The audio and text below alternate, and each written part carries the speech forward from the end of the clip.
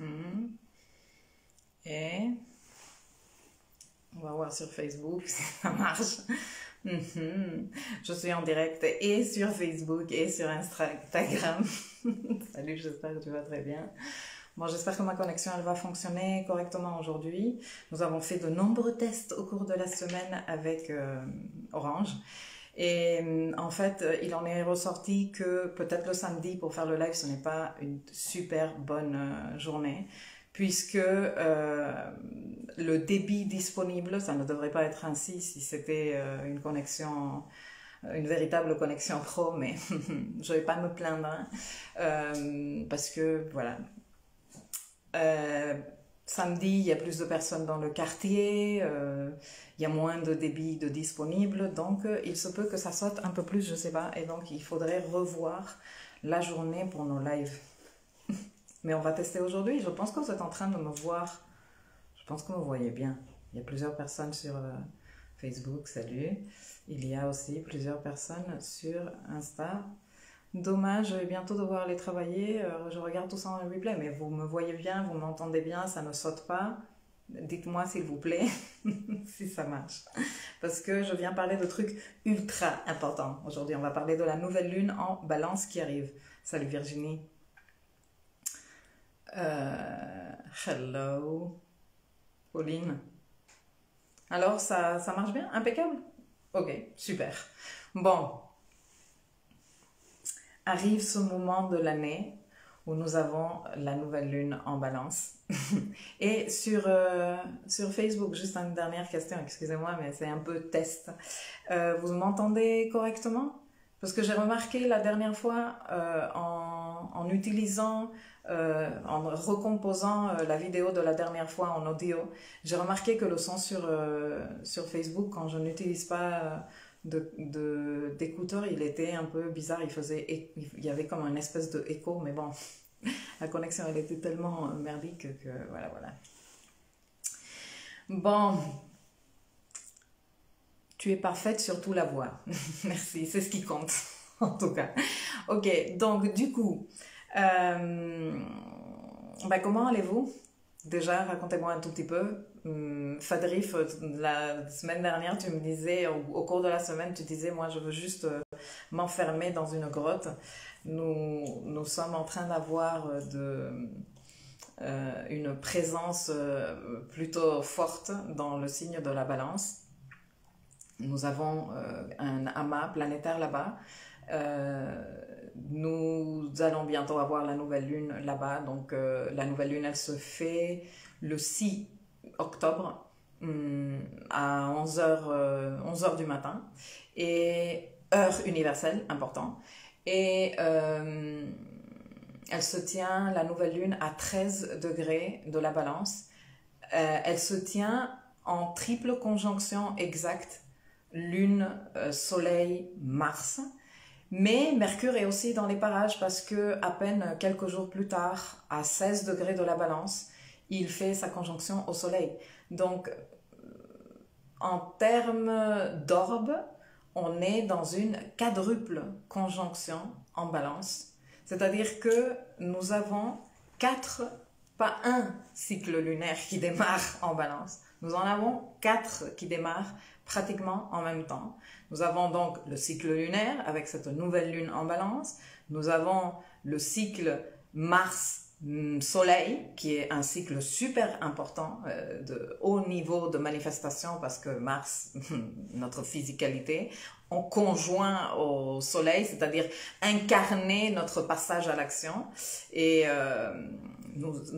ce cycle dure 2 ans, ce qui veut dire que on n'a pas, à chaque fois qu'on a une nouvelle lune en balance, on n'a pas Mars qui est dans les parages, hein, ceci est plutôt rare. Du coup, deuxième cycle important. Ensuite, nous avons le cycle Mercure-Soleil, la conjonction inférieure. Ça démarre aussi dans le même coin et dans les mêmes degrés. Et pratiquement en orbe, par orbe, on est dedans. Et bien évidemment, il y a le cycle Mars-Mercure qui démarre également parce que si on a une quadruple conjonction avec tous ces personnages, eh bien Mercure et Mars seront également en balance. Et tout ça est super intéressant parce que ça annonce de grands débuts en balance. La balance est le territoire de nos relations de pair, de nos relations avec des personnes que l'on estime qui sont à notre même niveau de ego. C'est des relations d'ego. Ok. Et d'ego, je ne suis pas en train de parler de l'ego, non, de ego, de égal à égal. Voilà ce que je veux dire. Donc, forte concentration planétaire et énergétique dans tout ce qui concerne le territoire Balance. Balance est sous la maîtrise de qui? De Vénus. Donc, toutes ces planètes-là sont en train de répondre, si tu veux, ou sous la maîtrise de Vénus. Et Vénus, elle se trouve où? Vénus, elle se trouve en Scorpion. Vénus, elle est on fire en Scorpion. Vénus en Scorpion, c'est un désir très fort, c'est un désir très passionné, c'est un désir qui nous donne très, très, très envie, et en même temps, c'est un désir qui nous fait peur. Genre, qu'est-ce qui se passe vraiment dans ma vie si j'ose faire ça? Si je fais ce pas-là et je me lance dans ce truc-là, et toutes ces peurs qui sont éveillées de est-ce que je me sens légitime de ça? Est-ce que je saurais gérer ça? Est-ce que j'aurais le droit d'avoir ça? Sont des questions que l'on se pose avec une Vénus en Scorpion.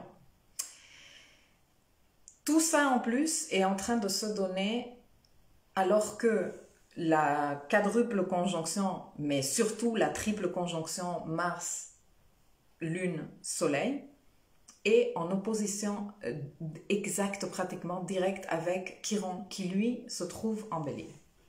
Chiron en Bélier.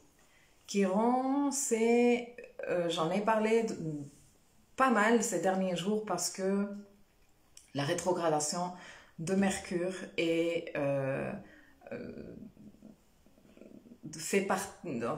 l'aspect à Chiron, l'opposition à Chiron fait partie du schéma à travailler au cours de la rétrogradation de Mercure. Je laisserai, quand je publierai cette vidéo, je laisserai les liens vers les articles que j'ai fait sur la rétrogradation de Mercure. J'ai même décrypté cette opposition Mercure-Chiron parce qu'elle est vraiment importante pour comprendre. Quand j'ai abordé les questions, vos questions sur la rétrogradation de Mercure, j'ai reabordé le sujet en réponse à une question que Virginie me faisait justement de peux-tu nous donner des exemples in real life pour comprendre comment cette opposition pourrait se manifester. Tout le monde en balance, toutes les présences que nous avons en balance en ce moment sont, et cette nouvelle lune qui arrive et tous ces débuts qui arrivent en balance sont là pour dire nous sommes en train de créer, ou nous sommes devant la possibilité de créer de nouvelles dynamiques relationnelles. Ok? Qu'est-ce que ça veut dire de nouvelles dynamiques relationnelles? Eh bien, ça veut dire de nouvelles façons de créer du lien. Des liens entrepris d'une telle façon ou abordés d'une telle façon qui nous permettent d'évoluer et qui nous permettent de construire plus à un niveau collectif ce que nous sommes en train de construire socialement. Le truc est que toutes ces présences en balance qui sont en train de dire oui, prenons action Mars pour ces nouveaux liens, Mercure, apprenons de nos histoires du passé parce que Mercure est rétrograde, sur nos erreurs du passé, sur nos conneries du passé, sur les bêtises qu'on a fait dans le passé, sur nos expériences passées, qui ne sont pas nécessairement des bêtises.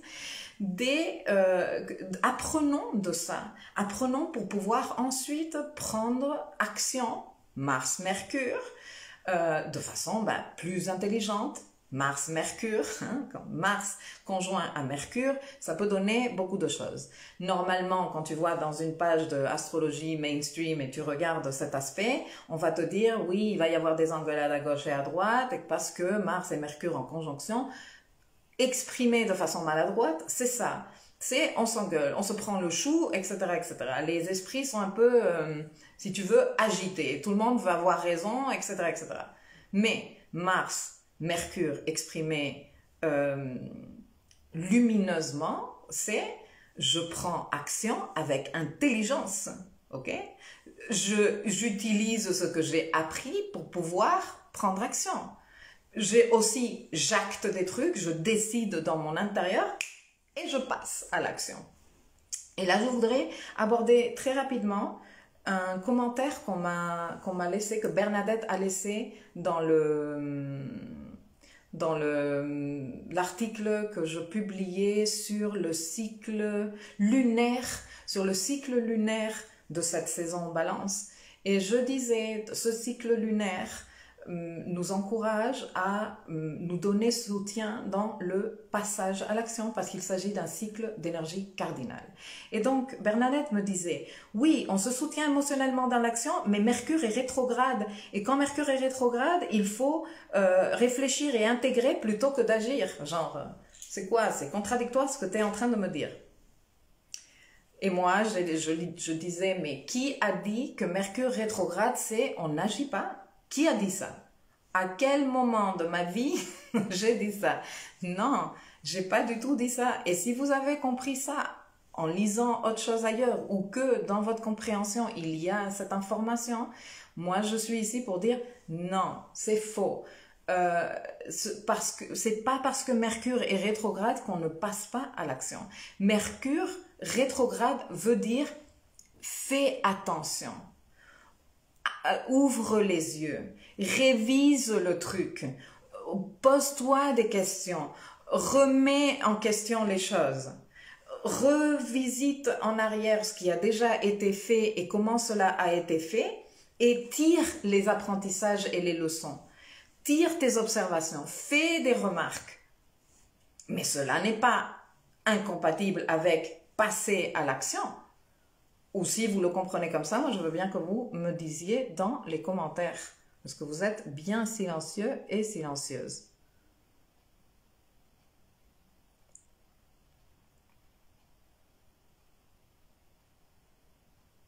Je regarde vos participations. Salut Aurélien. Alors, comme je suis habillée en blanc et que les messages sur les lives sont en blanc, je ne vois une merde, note mentale, ne plus m'habiller en blanc quand je fais des lives. Cet amas, dit Pauline, Soleil, Lune, Mars conjoint à Pluton natal est très intéressant. Ça, c'est un autre truc que je voulais vous dire. Les filles et les garçons qui êtes de la génération Pluton en Balance et qui êtes de la génération Pluton en Balance dans la dernière moitié du signe, parce que Pluton en Balance a duré longtemps, mais la dernière moitié du signe, vous êtes en train de vivre en ce moment la rétrogradation de Mercure sur votre Pluton en Balance et le carré de Pluton qui est en Capricorne dans le dernier décan du signe. Si vous ne l'avez pas vécu dans les derniers temps, vous êtes sur le point de le vivre ou vous êtes en train de le vivre. Donc je pense que dans votre cas, le ressenti est encore plus fort parce que le carré Pluton en transit à Pluton natal, il n'est pas super agréable à vivre et bien remettre en question tout un tas de choses comme l'énergie plutonienne. Au cours de la rétrogradation de Mercure cette année, elle est particulièrement importante parce que Mercure, il passe sa rétrogradation pratiquement au carré de Pluton et j'ai publié encore un article hier pour que vous connaissiez un peu mieux cette énergie et que vous appreniez à la ménager parce qu'elle est bien relou à ménager, l'énergie Mercure-Pluton, ça fait des pensées obsessionnelles, ça emmène broyer du noir, ça fait penser qu'on sait tout et alors qu'on est en train de devenir un peu parano. Voilà, c'est une énergie très avantageuse parce que ça donne beaucoup de profondeur quand elle est maîtrisée, mais elle peut donner un mental qui tourne de façon plutonienne, en fait, ça te lâche pas. Donc, pour les personnes qui avaient ce code dans votre thème, donc Mercure carré Pluton, et pour nous tous qui sommes en train de le vivre en ce moment, même si nous sommes pas tous touchés de la même façon. C'est sûr que si toi tu as des codes qui sont touchés par la rétrogradation de Mercure, ils sont également quelque part en lien avec ce Pluton en transit et au carré de ce Pluton en transit, et tu dois être en train de le vivre encore plus intensément. S'il vous plaît, les filles et les garçons, sachez que vous avez la main sur ces mécanismes mentaux obsessionnels et que la méditation, la respiration, le travail avec le corps, évacuer avec le corps à travers le sport, est super important parce que la dose d'intensité émotionnelle avec un carré à Pluton, surtout quand c'est Mercure qui est impliqué, quand c'est la Lune aussi, eh bien, bon courage. Et dit Pluton en Balance pour moi en natal, mais au tout début du signe. Toi, tu as déjà vécu ton carré Pluton natal. Salut Céline. Donc, oui, les personnes qui avaient des codes en balance ou ce Pluton en balance qui est carré, Pluton en transit en Capricorne, vous êtes, avec la rétrogradation de Mercure, vous avez la possibilité de comprendre encore où est-ce que et comment vous faites emploi de votre pouvoir. Est-ce que le pouvoir est quelque chose qui se cède? Est-ce que le pouvoir est quelque chose qui s'impose? Est-ce que la seule façon d'avoir le pouvoir, c'est à travers les abus de pouvoir, que ce soit vous qui abusez ou que quelqu'un abuse de vous? Et qu'est-ce que ça veut dire pour vous, le self-empowerment? Cette rétrogradation de Mercure, elle est super importante, et vous apprenez, vous qui avez Pluton en balance, vous apprenez tout ça, tout le jeu du pouvoir pour vous s'apprend à travers les rapports. C'est parce que vous avez Pluton en balance.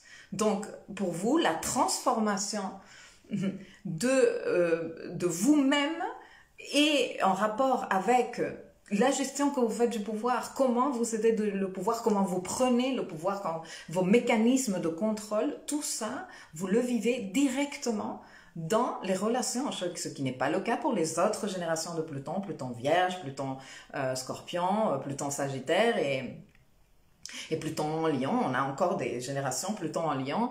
Bon, Pluton en Capricorne, on n'en parle pas parce que c'est les bébés, ils sont nés en 2008, donc eux, ils savent pas encore très très bien qu'est-ce qui se passe, c'est des ados au mieux.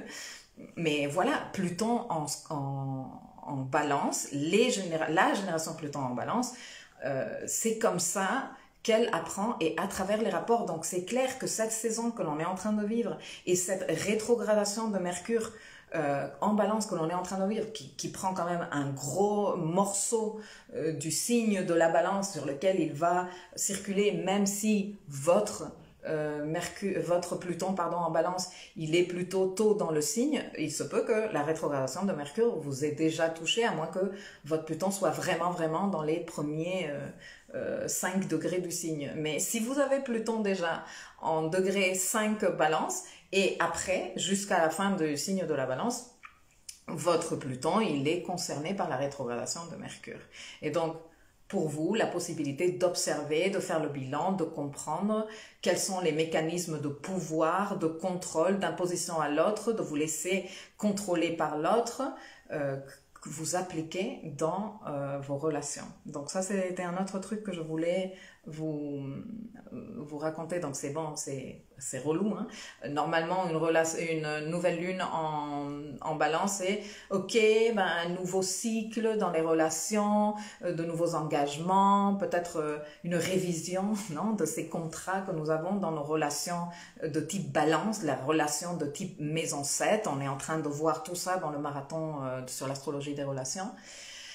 Mais cette année, de par la rétrogradation de Mercure, de par la présence de Mars, de par le fait que toutes ces planètes-là sont en train de, quelque part, répondre ou être au service d'une Vénus qui est dans les derniers degrés du Scorpion, et de par l'aspect que Mercure fait à Pluton au cours de sa rétrogradation, et aussi de cette opposition à Chiron, je vais y arriver, eh bien c'est bien plus intense, bien plus relou, bien plus douloureux, mais aussi bien plus potentiellement lumineux si nous on sait prendre l'opportunité et dire allez, je vais faire le boulot, Je vais faire le boulot, je vais regarder, je vais me parler avec honnêteté.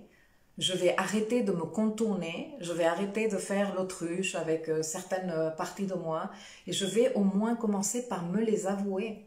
Je suis en train d'avoir en ce moment, franchement, je sais que c'est pas nécessairement agréable à vivre, mais c'est génial. En tout cas, en tant que coach, c'est super intéressant parce que je suis en train d'avoir, surtout en ce qui concerne mes séances de coaching, parce que c'est là où on va un peu plus profond, les séances d'astro ne sont pas toujours aussi profondes, à moins que ce soit des clients qui viennent et qui reviennent de façon régulière. Mais dans mes séances de coaching, nous sommes en train d'avoir des séances d'une profondeur où on est vraiment en train de toucher du doigt ces insécurités et ces blessures chironiennes qui nous empêchent tout le temps, et en ce moment de façon très évidente se présente à nous, de vivre ce désir tellement intense et passionné que l'on a avec cette Vénus en Scorpion, et tout ça en rapport à nos relations. Et tout ça en rapport à nos relations. Donc t'imagines être dans la capacité de toucher du doigt sur tes insécurités, celles qui te bloquent et celles qui t'empêchent vraiment de vivre un truc super sympa, un truc authentique, un truc vrai, tu vois, dans tes relations, parce que ça me fait mal, parce que on m'a blessé là avant, parce que je me raconte, je me crée des règles, non, des règles qui viennent limiter la relation et ce que je peux faire en relation. Tout ça fait partie de cette nouvelle lune et de la rétrogradation de Mercure. Donc super riche. Edith dit, par contre, j'ai Uranus et Vénus en conjonction au 20e degré de la balance. Ben, eux, ils sont, mais graves, dans les cheminements de Mercure. Virginie dit, exactement les questions que je me pose en ce moment, carré Pluton, Mercure au natal. Virginie, question sur le pouvoir et les pouvoirs au sens large. Est-ce que ça vous surprend qu'en ce moment, indépendamment de l'avis que n'importe qui puisse avoir sur les traitements médicaux, etc., je ne vais pas prononcer les mots interdits, vous soyez surpris, est-ce qu'on est surpris d'être en train de vivre une situation internationale où il y a ces abus de pouvoir ? Parce qu'on est face à d'énormes abus de pouvoir. Et on est en train de travailler tout ça. On est en train de voir tout ça. On est en train d'identifier ces mécanismes et comment nous gérons ces mécanismes. Comment nous fonctionnons par rapport à ces mécanismes. Mais, tu sais, il y a une situation qui se met de façon très évidente à notre disposition lors des rétrogradations des planètes. Et je me tâte à faire un podcast ces jours-ci à ce rapport qui est le pouvoir de la répétition.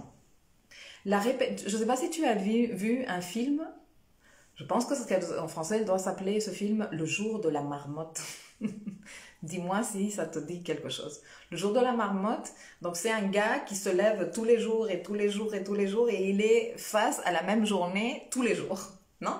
Donc une fois qu'il passe, disons, son incompréhension de c'est quoi cette merde, je vais répéter tous les jours la même chose, eh bien il essaye de tester et de mettre en pratique de nouvelles stratégies, vu que de toute façon, c'est la même journée, tu vois. Donc, il se dit, cette fois-ci, il y a une meuf qui l'essaye de séduire et l'autre, elle lui donne, mais il se prend des râteaux de ouf au début. Eh bien, il commence à jouer et il commence à expérimenter d'autres façons de faire.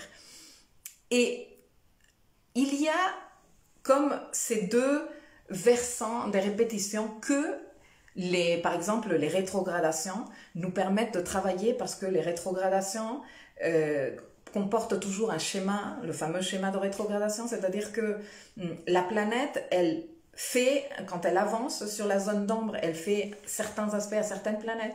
Quand elle recule, elle les refait, les aspects. Et quand elle reprend le mouvement direct, elle les refait une troisième fois, non? Donc, au cours d'une rétrogradation, nous avons souvent, surtout quand il s'agit des planètes... intérieures qui rétrogradent, leur cycle il est plus petit, nous avons sur une période courte de temps, nous avons cette répétition. Et donc la possibilité de retomber cycliquement dans nos mécanismes, et une fois, et une autre fois, et allez on va la faire une autre fois, et en plus trouver ça relou. Non? Oh putain, encore? Oh putain, mais je suis encore avec un type de mec comme ça? Non, mais je me retrouve encore dans une situation relationnelle comme ça? Non, mais encore dans un boulot où personne ne me valorise? Mais si tu es encore, tu vois, ne serait-ce un bon moment pour que tu fasses comme le gars du film de dire mais si je suis en train de répéter, ne serait-ce une bonne possibilité pour moi, une bonne opportunité de commencer à tester de nouvelles façons de faire? Non? Et c'est ça le cadeau et le pouvoir de la répétition.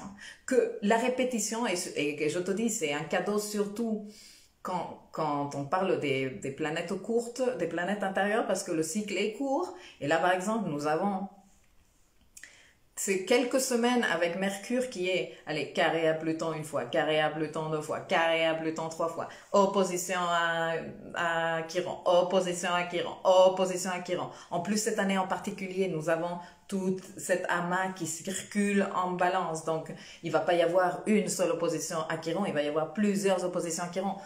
On va pas avoir que Mercure en opposition à Chiron, on va avoir toutes les autres planètes en opposition à Chiron. On va pas avoir que Mercure carré Pluton trois fois, on va avoir Mars carré Pluton, Soleil carré Pluton, la Lune carré Pluton, il y a eu Vénus carré Pluton, et tout ça dans un espace très concentré de temps pour que nous, on puisse faire le boulot de tirer le cadeau de la répétition. Parce qu'il y a un cadeau dans la répétition. Et on peut sortir mais qu'est-ce que c'est que ça? Pourquoi je suis à nouveau dans une situation comme ça? Encore on est en train de s'engueuler pour les mêmes raisons. Oui. Eh bien, et pourquoi ne pas utiliser cette situation pour que cette engueulade te mène à prendre un autre cours d'action, à expérimenter dans un autre sens. À peut-être si à chaque fois que vous vous engueulez, tu lui tires la gueule, il te tire la gueule, et je sais pas, vous passez 10 jours à vous tirer la gueule, à limite ne plus vous dire bonjour le matin et prendre le petit-déj chacun dans son coin. Teste différent. Lève-toi ce matin et fais comme si de rien n'était. Coucou ma chérie, est-ce que tu as dormi bien? Sors là de ces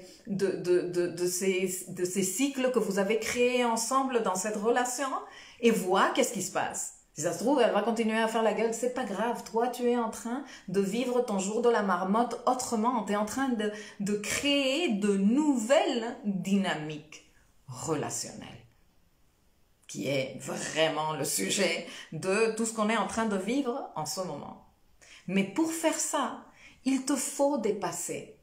Il te faut dépasser les difficultés. Et quelles sont les difficultés? Le carré à Pluton de non, moi j'ai raison, non, moi je me protège, non, oui, parce que de toute façon il s'en fout, il fait à chaque fois la même chose, non mais de toute façon moi je suis foutu, broyé du noir. Et aussi les oppositions à Chiron. Pauvre moi.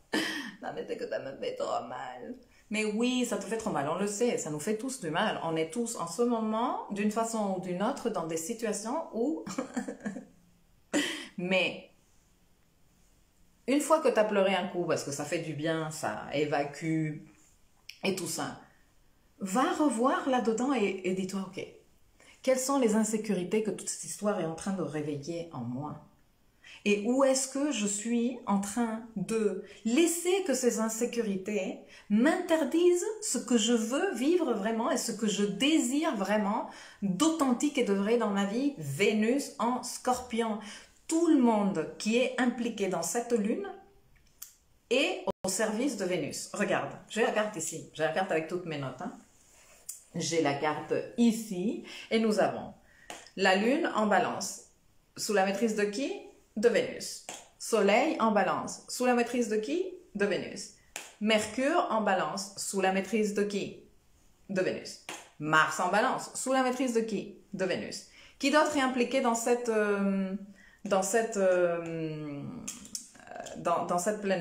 nouvelle lune qui ressemble beaucoup à une pleine lune? Je vais t'expliquer pourquoi. Lui, Chiron, ok? Chiron, il est où Chiron? En bélier. C'est qui le maître du bélier? Mars. Et Mars, il est où? En balance. Sous la maîtrise de Vénus. Tout tourne autour des relations. Autour de cette nouvelle lune. Que toi, tu te dises, ah non, mais moi, je suis zéro concernée. Moi, les relations, aucun problème. Toutes mes relations sont d'une fluidité absolue. Je pense que non. Je pense que nous sommes tous d'une façon ou d'une autre. On ne doit pas le vivre dans le drame. On n'est pas obligé d'être face à une situation chironienne en ce moment dans nos rapports et le vivre dans le drame et l'horreur. Non. On peut vivre les blessures avec dignité, on peut les vivre, on peut s'occuper de nos insécurités dans l'élégance et le respect de nous-mêmes. Hein. On n'est pas obligé de vivre un truc douloureux en train de faire vivre comme la fin du monde. Mais quelque part, en ce moment, nous sommes tous face à ça. Et même si tu n'es pas du tout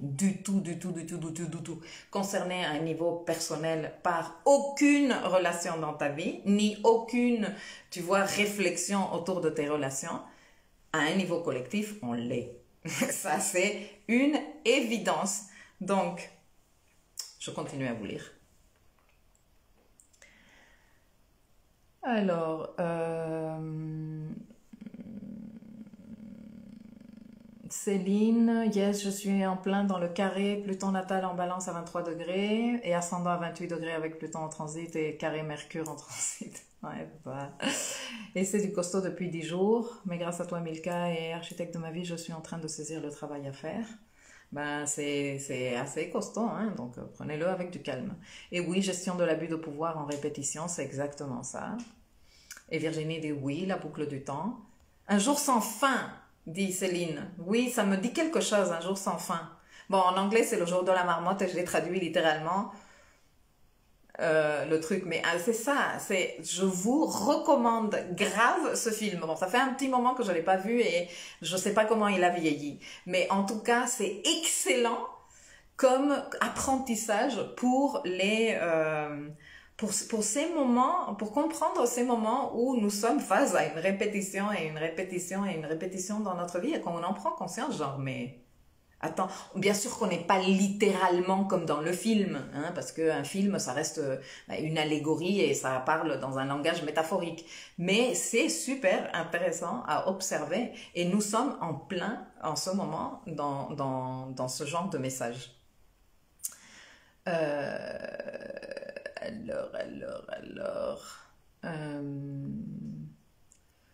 Fadrif dit, oui, je veux toujours m'isoler, mais tu m'as jamais expliqué pourquoi tu veux toujours t'isoler. Ta maison 12 chauffe de fou. Ah, ok, je comprends. C'est dur d'avoir le soleil en 12 car chaque période anniversaire est horrible. Ça, c'est une croyance que je t'encourage fortement à déconstruire parce qu'elle est absolument fausse. Mais je n'ai pas le temps aujourd'hui, c'est pas le sujet pour en parler. Salut tout le monde. Alors, Pauline, j'ai adoré le lien de Thierry Ledru sur l'effet miroir et les 5 états du mental du marathon astro-relationnel. Et ça ne fait que commencer. Bien compris, oui, Mercure rétro dit Aurélia, merveilleux. Et Yamina qui dit, j'avoue, Pluton, carré Pluton, ça fait un moment que je le vis et j'ai hâte qu'il se dénoue. C'est vrai que c'est pas super agréable à vivre, les transits de Pluton sont vraiment relous, mais sont aussi merveilleux. Je ne veux pas non plus faire peur à ceux qui ne l'ont pas encore vécu parce que ceux qui sont, par exemple, ceux qui ont leur Pluton en Scorpion sont plutôt cool niveau Pluton depuis un moment. Ils ont vécu d'abord un semi-sextile, maintenant ils sont en sextile, maintenant ils sont en semi-sextile. Voilà quoi, tout va bien. Non, ils sont sextiles en ce moment par rapport à Pluton en Capricorne. Mais quand Pluton passera en Verseau, ce sera leur tour de vivre parce que ça fait partie de notre évolution, ça fait partie des cycles de la vie, qu'arrive un moment où on vit ce fameux carré Pluton natal et il n'est pas nécessairement super agréable à vivre. Surtout parce que on a tendance à s'accrocher, vouloir tout contrôler, alors que justement ce carré est un carré pour que on arrête de contrôler, on lâche le contrôle. Mais avec Pluton, on veut toujours tout contrôler, c'est un truc de fou. Marie Shnoka, je ne sais pas ce qui se passait en septembre, mais j'ai traversé une tempête. J'espère qu'octobre annonce du meilleur. Eh bien, écoute, septembre, je ne connais pas ton thème, mais tout dépend. Tout dépend des codes dans ton thème, et de ton niveau de gestion des situations dans ta vie, bien sûr. Mais octobre s'annonce plutôt très intense. Je te le préviens tout de suite. Aurélia qui dit Pluton natal à 18 degrés, ça y est, c'est passé, la rétro de Mercure. Je vais garder mon pouvoir cette fois-ci. Salut Anne, totalement concernée par ce que tu dis sur Pluton en balance, carré à Pluton en transit, mais vous êtes nombreuses à être en train de vivre ça. Ça m'aide beaucoup. Barbara, salut. Et Rosa, merci beaucoup pour ces éclairages. Je reprends le travail lundi après 2 ans d'arrêt et je serai vigilante sur ma communication et les jeux de pouvoir.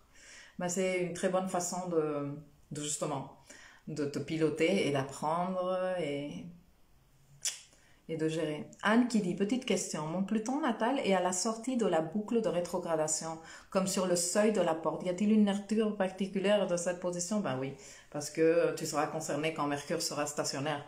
Donc, intensité, observe, note, vois et tiens compte de tous les codes que je vous ai donnés dans la vidéo sur Mercure rétrograde et les affaires de la maison où se trouve où se fait la ou des maisons où se fait la rétrogradation de Mercure, mais surtout là où Mercure reste stationnaire. Nena et Pauline, vous adorez le film. Pauline, en plus, elle a sa lune progressée en Scorpion, donc tu le vis bien sûr avec intensité. Salut Barbara. Bon, ben, écoutez. Je me suis noté un tas de trucs ici que je voudrais vous dire au sujet de ce travail que nous sommes quelque part tous appelés à faire avec cette nouvelle lune qui arrive. Comme tu sais, la nouvelle lune, ce n'est pas un truc qui se passe un jour et après, ben non, moi je sais pas, je suis pas concernée, ça s'est déjà passé. Je sais qu'on a tendance à penser que le temps, il passe, à penser de façon linéaire et à penser que les événements astrologiques sont entièrement déliés les uns des autres. Mais non, non, non, non, non. Les événements astrologiques sont entièrement... C'est un processus qui est complètement relié.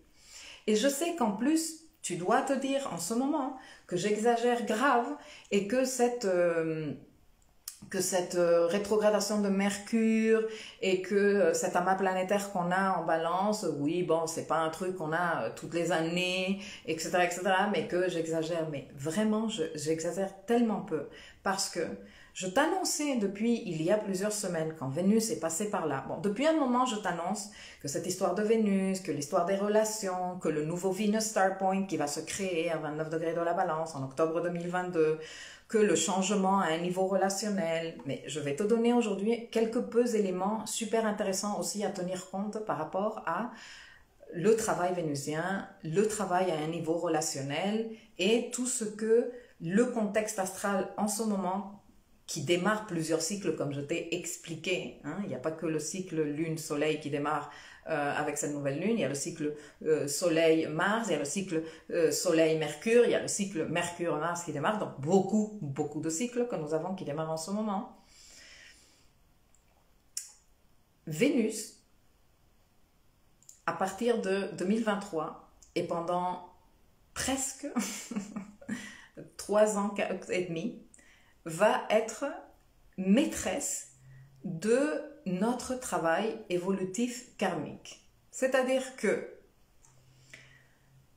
Tu sais que le travail de l'axe nodal est un travail qui nous bouge très intérieurement et très profondément. Pourquoi? Parce que l'axe nodal parle du boulot évolutif et karmique que nous sommes tous venus faire. Pour preuve, je vais te dire un truc. Au cours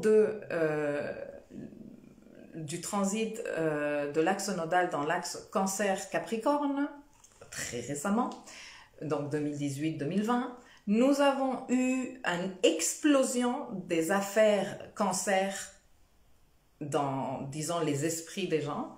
Tout ce qui est le self-care, le maternage, le prendre soin de soi, le revenir à soi, devenir sa meilleure maman, son meilleur papa, etc., etc. Le reparenting a été un sujet qui a explosé de fin 2018 et tout au long de l'année 2019 et 2020. On avait le nœud nord en Cancer.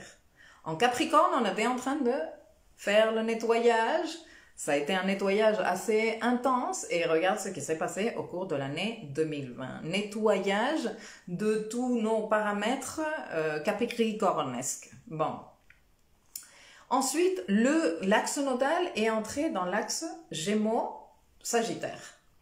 Dans l'axe Gémeaux-Sagittaire, Gémeaux, qui est le nœud nord, a explosé. Explosion d'informations, explosion de plateformes pour faire communiquer et faire arriver l'information.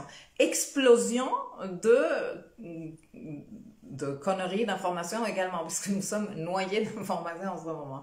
Le fake news et tout cet effet-là, ça fait partie du travail d'évolution karmique que nous sommes tous en train de faire. L'année prochaine, bon, à la fin de cette année, entre la fin de cette année et le début de l'année prochaine, l'axe nodal va faire la bascule dans l'axe Taureau-Scorpion. Le nœud nord va être sous la maîtrise de Vénus, parce que Taureau est le signe sous la maîtrise de Vénus. Donc nous allons nous taper 1 an et demi de travail nodal, avec les éclipses et tout ça et tout ça et tout ça, qui se ressent fort, en rapport avec les affaires vénusiennes, en rapport avec le développement, parce que avec le nœud nord, on apprend, on assimile, on développe de nouveaux paradigmes et de nouvelles façons de comprendre les affaires taureaux. Dans les affaires taureaux, il y a l'estime de nous-mêmes, le sens de la valeur, le principe de réceptivité de Vénus, et je mérite recevoir. Et je reçois avant de commencer à donner quoi que ce soit, non? Mais c'est qu'ensuite, tu te dirais, ah ok, donc bon, 1 an et demi de travail avec Vénus comme maîtresse du travail nodal, mais ensuite on va souffler un tout petit peu niveau relation. Ben non, parce que une fois que l'axe sort de Taureau-Scorpion, il va entrer où? Eh bien dans le suivant axe, et c'est lequel? Bélier-Balance. Et Vénus va être maîtresse du travail à faire dans le secteur balance. Nœud sud sera en balance. Donc pendant 3 ans et quelques, nous allons être en train de faire un travail d'intensité nodale, les éclipses, le karma, les relations karmiques, etc., etc., etc., dans les affaires vénusiennes.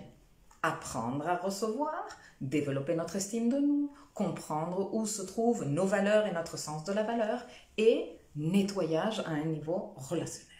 Qu'est-ce que c'est la réciprocité? Quelles sont les règles que je m'impose dans les rapports? Est-ce que les accords que j'ai en balance et dans mes relations de type balance me conviennent toujours? Ça, je suis en train de te faire un previously des prochaines 3 années qui arrivent.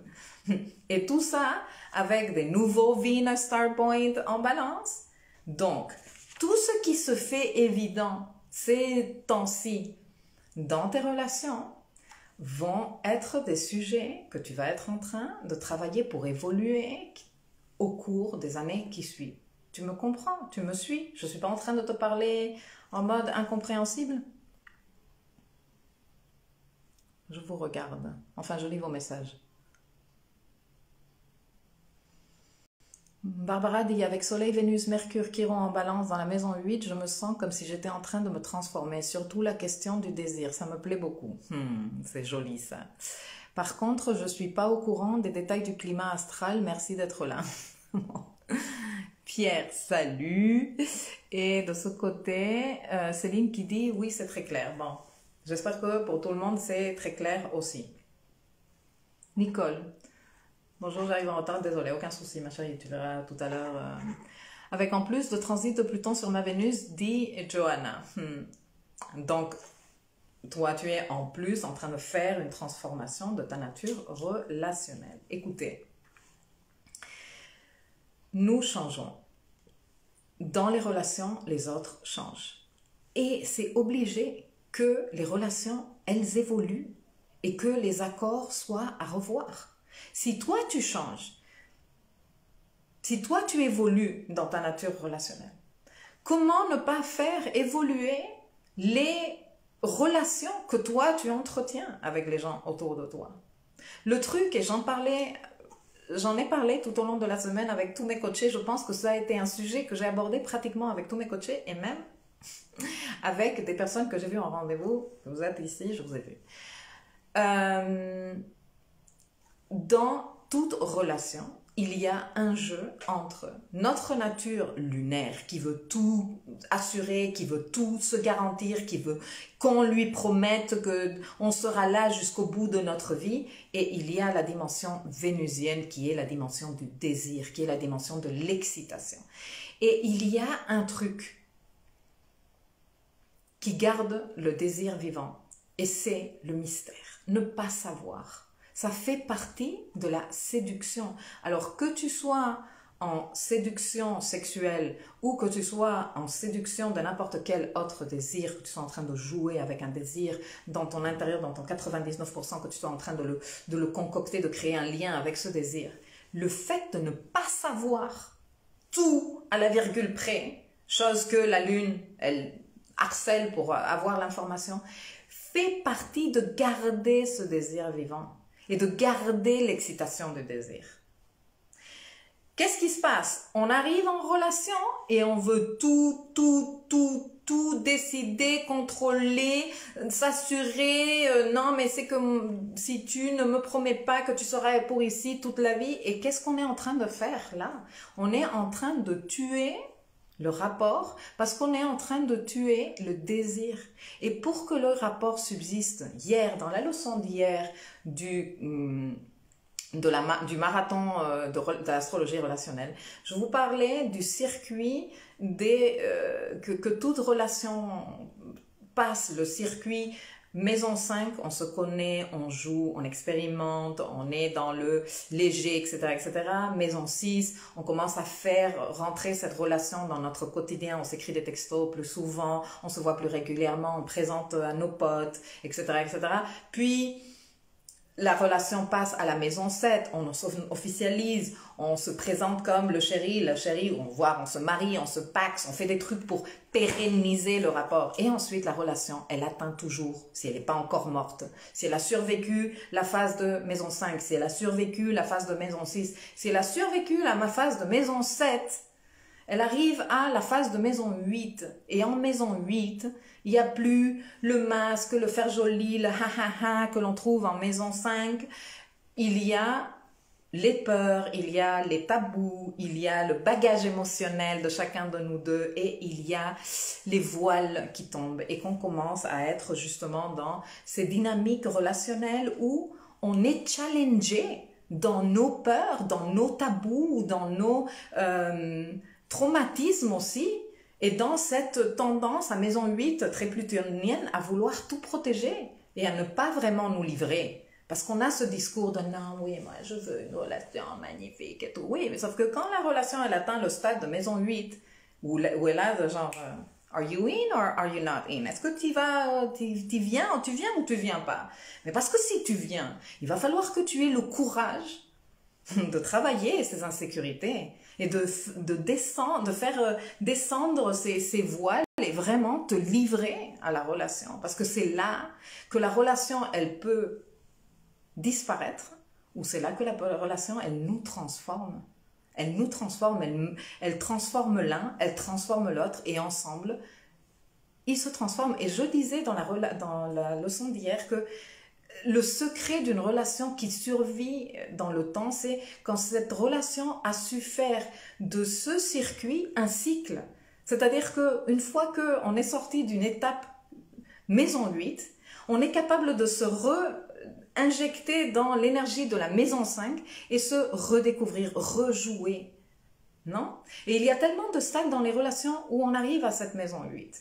Où on est, par exemple, une fois qu'on a terminé un moment familial, que les enfants, par exemple, ils sont partis de la maison et que tu te retrouves avec ton mec alors que ça fait, je sais pas moi, 20 ans que tu es là, que vous étiez comme une famille et que maintenant, il y a cette sensation que la maison est vide, que les gamins, ils sont partis et qu'il faut que tu te retrouves avec cette personne. Et est-ce que la relation vous a transformé? Est-ce qu'il y a eu quelque chose qui s'est construit entre vous deux? Est-ce que vous pouvez relancer la relation dans un nouvel circuit de redécouverte, de jouer, de recréer de nouvelles routines en maison 6, de officialiser encore une autre fois? Et il y a beaucoup de couples qui, après une vingtaine, trentaine d'années ensemble, décident de se marier à ce moment-là ou de se remarier. C'est des trucs super sympas que l'on voit dans la réalité. Donc, c'est important, je pense, et je pense que je vais m'arrêter ici, que on puisse utiliser ce moment qu'on est en train de transiter tous pour identifier quelles sont les idéalisations qu'on est en train de projeter dans le rapport, parce que tout ça charge le rapport. Quelles sont les insécurités qu'on est en train de projeter avec cette opposition de tout cet amas planétaire en balance versus Chiron? Quelles sont ces insécurités qu'on est en train de projeter dans le rapport? Quelles sont les règles que l'on s'est fabriquées par rapport à ces insécurités-là? Et faire un petit bilan de comment moi j'ai changé, qu'est-ce que moi je peux utiliser dans cette répétition, comment je peux utiliser ces répétitions qui sont en train de se passer dans ma vie pour commencer à faire différent. Est-ce que je peux m'ouvrir à de nouvelles dynamiques relationnelles? Est-ce que je peux renoncer à ce besoin lunaire malsain de vouloir empailler ma relation? Je l'empaille comme un chien, mais un chien empaillé, c'est pas un chien vivant, c'est pas un chien avec lequel tu peux aller sortir, promener, jouer, faire des câlins, c'est pas un chien que tu prends dans tes bras et que tu sens sa respiration. C'est un truc tout dur, c'est mort, c'est juste, c'est comme une statue. Et quand on veut lunariser excessivement nos relations, c'est comme si on les empaillait. Mais donc la relation n'est... Qu'est-ce que c'est pour toi la relation? Est-ce que pour toi la relation est un statut, un but, et donc elle devient quelque chose de statique, d'empaillé?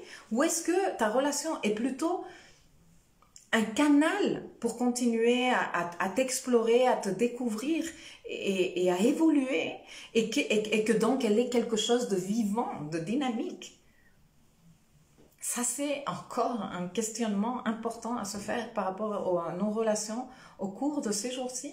Et nous dire que tout ce qui est en train de se réveiller ces jours-ci va être quelque part le travail que nous allons être en train de faire avec cette Vénus maîtresse de l'énergie nodale pendant 3 ans, ni plus ni moins, messieurs, mesdames.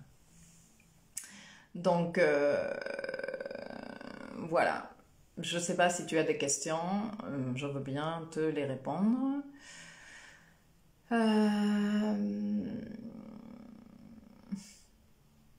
Alors, Edith dit ça promet, Stéphanie dit trop intense en ce moment, pas de mots. Je comprends. Céline dit oui, génial cette dernière leçon du marathon, le top pour bien se piloter.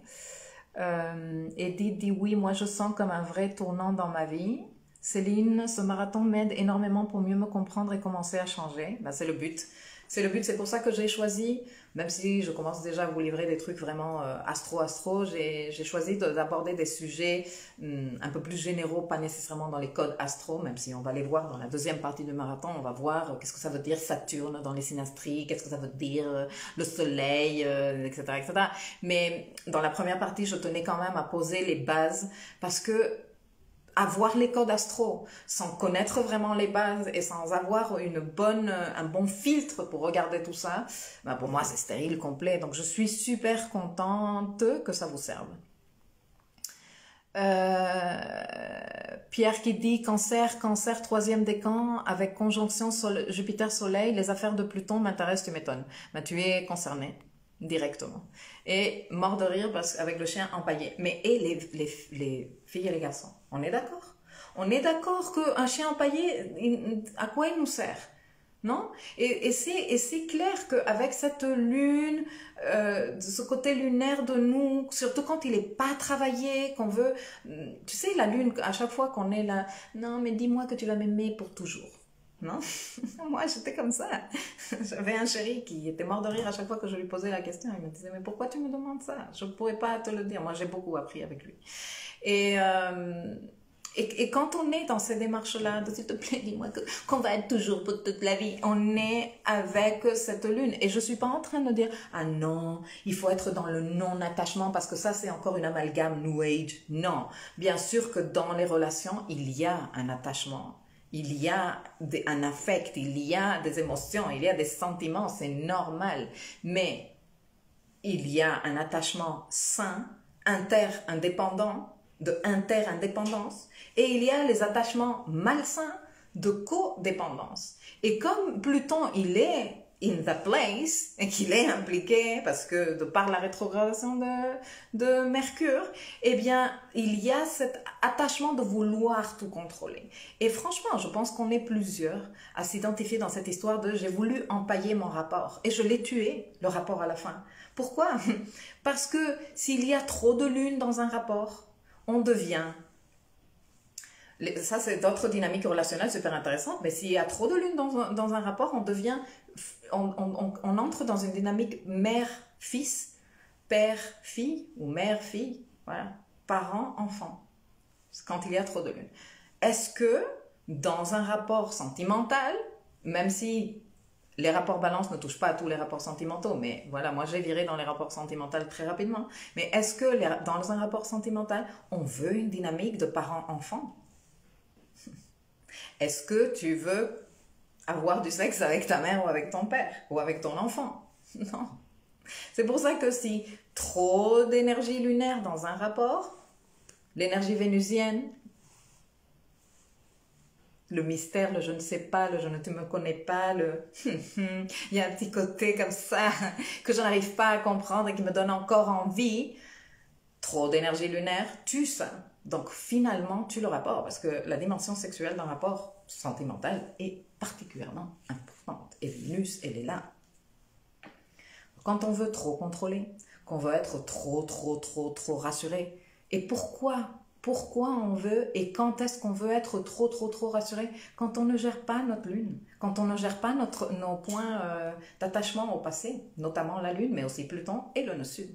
On est dans la compulsion du contrôle. Donc, quand toi, tu as travaillé ta lune, eh bien, tu sais jouer avec Vénus. Et tu te dis, je veux bien jouer le jeu. Non? Et je calme ma lune, je m'en occupe, moi, de ma lune. Comme ça, je n'empaille pas mes relations, surtout celles qui sont importantes.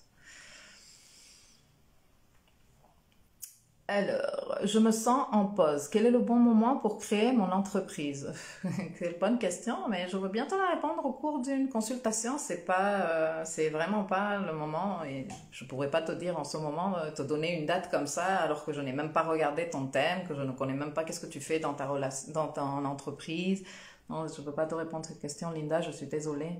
Mais si tu as besoin d'une consultation, je veux bien. Et c'est vraiment le type de consultation que j'aime beaucoup faire. Même choisir un bon nom qui soit en bonne résonance avec ton thème astral, on peut faire ça avec les outils astrologiques. Et Edith qui dit « Je fais gaffe à ma lune car elle est en poisson, alors victimisante ». On a tous notre code lunaire qui est celui qui va s'éveiller avec les insécurités chironiennes. Et c'est encore un super bon moment pour dire « Allez, je me vois encore dans mon mécanisme lunaire ». Et ça fait aussi partie de développer la tolérance, la bienveillance envers nous-mêmes, qui va nous permettre d'être encore plus tolérants et encore plus bienveillants dans nos relations. Merci, je vous ai envoyé un message, j'aimerais vraiment de l'aide. Ah bah écoute, je regarderai mes messages et je te répondrai, Linda, bien sûr, avec grand plaisir. Et de ce côté, j'avais des frissons quand tu as parlé des cycles des relations, maison 5, 6, 7 et 8. C'est super fascinant l'astrologie des relations, les filles et les garçons. Aurélia, moi aussi, je suis comme ça, lune 11 en balance avec Pluton natal à 18 degrés. Enfin, j'étais. Ben oui, parce qu'on évolue. C'est pour ça que je vous dis, les filles et les garçons, on n'est pas les mêmes. Et comme nous, on change, nos relations, elles changent. Et donc, c'est toujours bien de faire le point, de s'observer, voilà, de se poser des questions. Et l'astrologie, elle est bien géniale, justement, pour faire tout ce travail. Ça me fait tellement rire cette histoire d'empailler, ça me parle, merci. Mais non, on le fait tous. Mais on veut empailler toutes les situations où on laisse que notre lune gère, on veut les empailler. Et donc, si on est empaillé, on n'est plus dans le vivant. On veut empailler notre profession, on veut empailler notre boulot, parce que nous, on veut que ce soit sécure, parce qu'on n'arrive pas à gérer le mystère. Mais il y a aussi, il faut savoir ménager ces deux-là. Non, il faut savoir les ménager. Et dans les relations, c'est quand même important. Et dans les relations sentimentales, encore plus. Nous ne sommes pas empaillés non plus. Exactement. Parce qu'on a tendance à nous empailler nous-mêmes. C'est ça.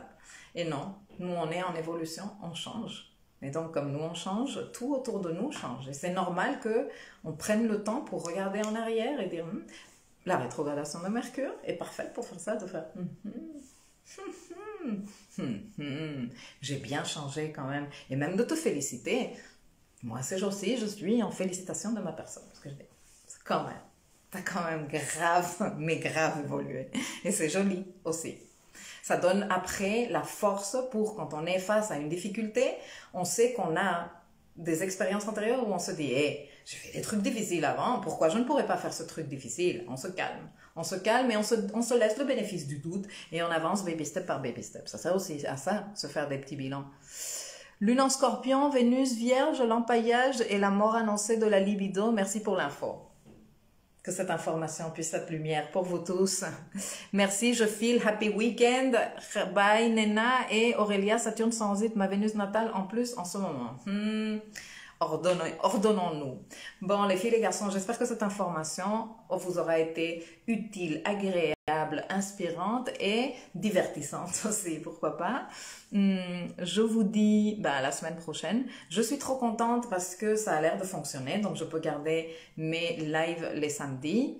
Et je vous dis à bientôt. Prenez soin de vous.